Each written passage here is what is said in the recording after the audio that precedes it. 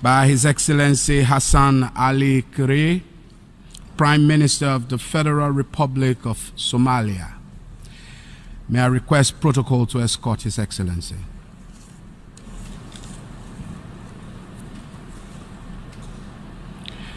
I have great pleasure in welcoming His Excellency Hassan Ali Khayre, Prime Minister of the Federal Republic of Somalia, and I now invite him to address the General Assembly. Thank you.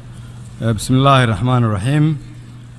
Mr. President, Mr. Secretary General of the United Nations, honorable delegates, excellencies, ladies and gentlemen.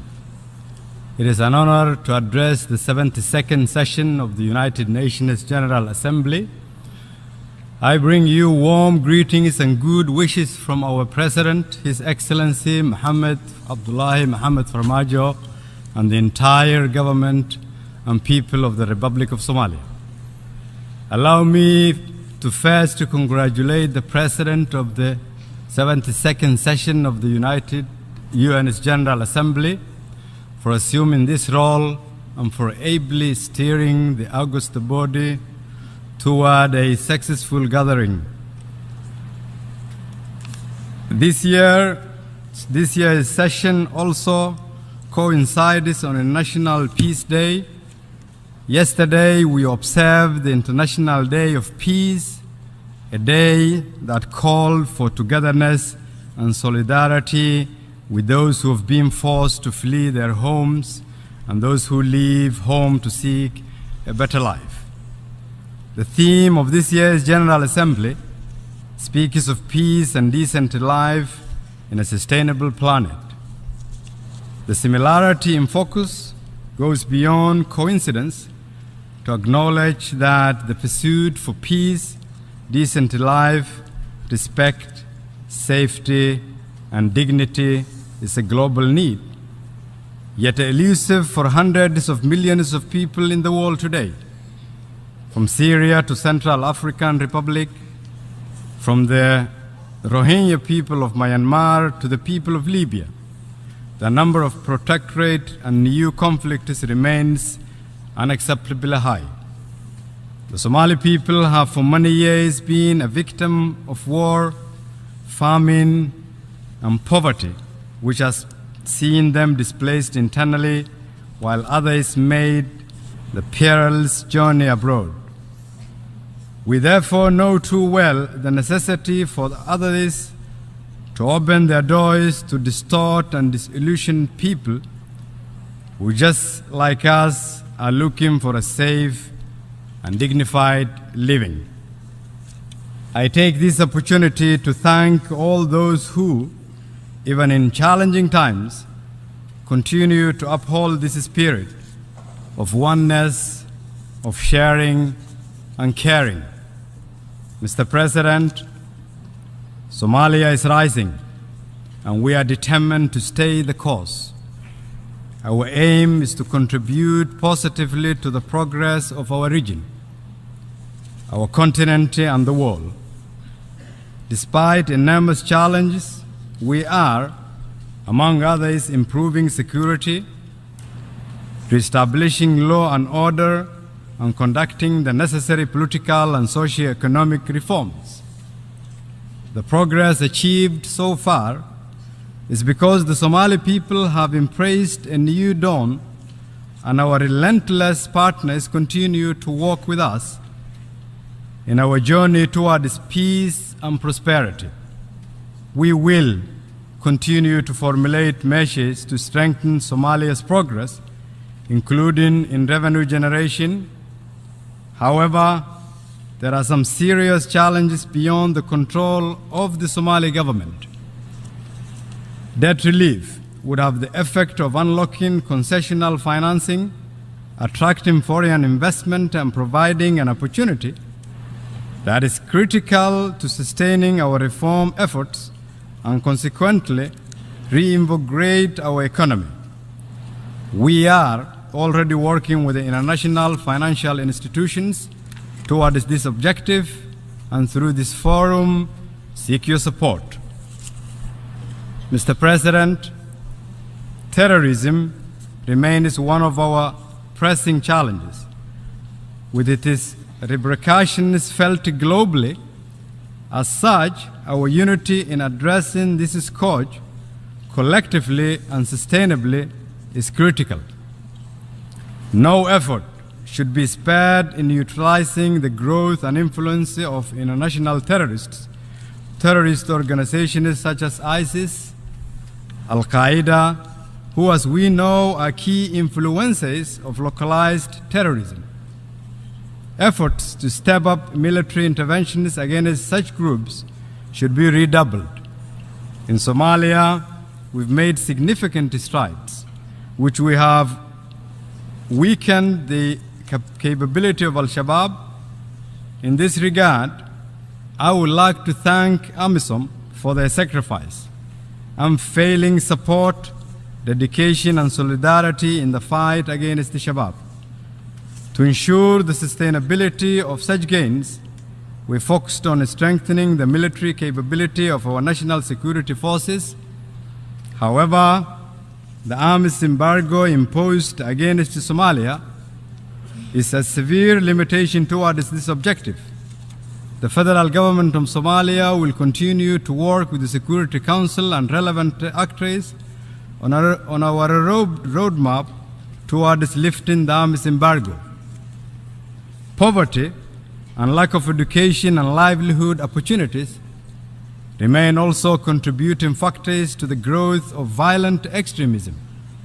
Across the world, disillusioned youth are at heightened risk of exploitation by criminal networks, including terrorists. The urgent need to invest in education, skills building, and livelihood opportunities for our youth is crucial. Addressing these key strategic elements to counter terrorism is an enormous task which requires a holistic approach and resources to match. We continue to call upon friends of Somalia to help us in this important undertaking. Mr. President, we cannot talk about a sustainable planet without demonstrating commitment to make this world livable for ourselves and the future generation.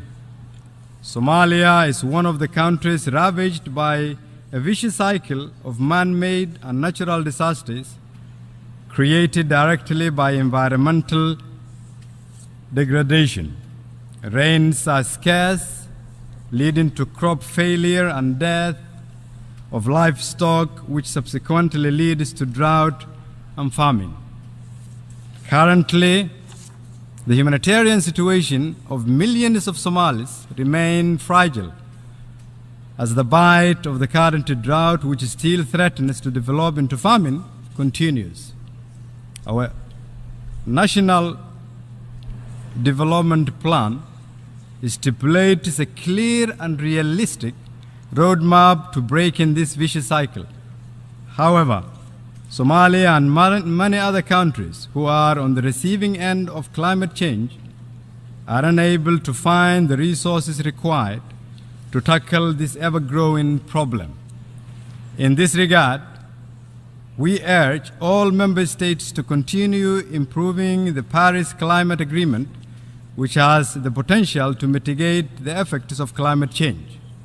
Similarly, developing countries such as ourselves need investment in long-term initiatives, including infrastructure, development, water conservation, innovative food and livestock production, and creation of livelihood opportunities.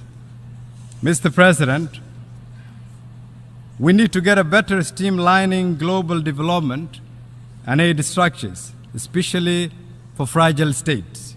We need to revisit the prevailing paradigms and take bold and innovative steps to improve this architecture. The New Deal, engagement in fragile states agreed in South Korea in 2011, was certainly a great step in that direction. Somalia fully embraced this agreement. Yet, with all its strength, the New Deal for fragile states needs improvement. That said, the mutual accountability principles embedded in the framework are exactly what fragile countries like us need. Oftentimes, pledges are made only to be neglected later. That should not happen, as fragile countries rely on such support to rebuild their state. Conversely, development partners are often frustrated with the weak transparency and accountability institutions that exist in fragile states. That is a legitimate concern, and we as a fragile nations need to do better by tackling corruption and plugging the leakage. Somalia has recently taken bold steps to address corruption. The anti-corruption bill, critical for putting in place measures for good governance and accountability, has been approved by my cabinet and tabled for enactment to the Parliament. The leadership of my nation has also reiterated its zero tolerance to corruption. Also relating to this issue and funding generally, we must find predictable funding for non-UN peacekeeping missions. This is particularly true for AMISOM in Somalia. For over a decade, they have registered tremendous success, yet they continue to operate in uncertainty of funding each year. We believe that investment in peacekeeping is worthy investment in peace building and state building. And we have seen the positive outcomes of this investment in Somalia. I look forward to engaging our partners on this matter in the coming weeks and months. Mr. President, distinguished delegates, excellencies, ladies and gentlemen, a fundamental element of peace building and state building is how any country treats its marginalized and voiceless. Women are crucial in decision-making and investment in society. In spite of our many challenges, Somalia has made significant steps in this regard. During the 2016 election, the number of women in our parliament increased from 14 to 24%. Although we missed our 30% target, we did improve markedly from a few years ago. 6 months ago, when I was forming my Council of Ministers, I appointed 6 women to my cabinet. They hold some of the most important portfolios in our nation, including trade and industry, health, ports, youth and sports, women and human rights, and humanitarian affairs. In Somalia, women played an instrumental role during our worst times. In addition to being mothers and wives and sisters, they dominate the informal economy. Many living as refugees and migrants remain the lifeline of their families through remittances sent to Somalia. Similarly, youth are vital to peace building and state building.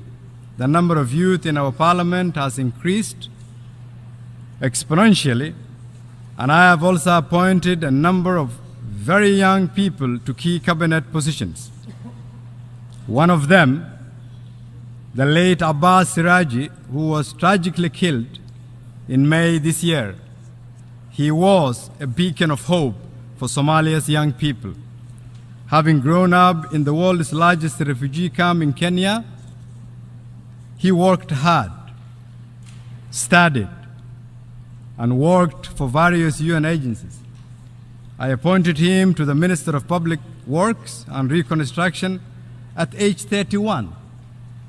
And although he is no longer with us, his appointment brought out the potential of thousands of young people across this country.